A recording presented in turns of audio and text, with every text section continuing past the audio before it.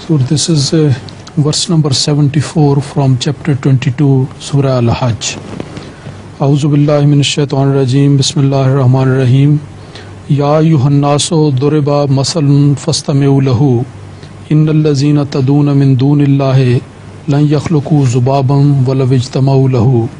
Wa in yaslubhum az-zubabu shay'an la yastankizuhu minhu ضعف الطالب والمطلوب.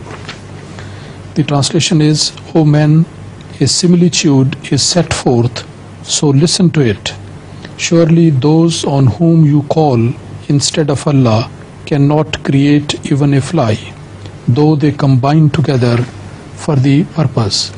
And if the fly should snatch away anything from them, they cannot recover it therefrom. Weak indeed are both the seeker and the sought. So my question is, what's the meaning of this expression? And if the fly should snatch away anything from them, they cannot recover it from it, therefrom. You see, if fly eats away anything, a drop of milk or anything edible, it immediately changes by the working of the fly's saliva on it, and it cannot be restored to its original form again.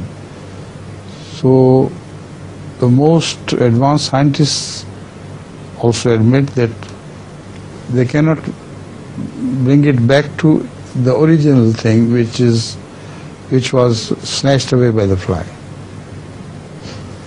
So if they do not have a power against a fly, how can they possess power to work the universe and to bring about great changes in the universe and affect the lives of men, etc.? So this is, I think, the import of this verse.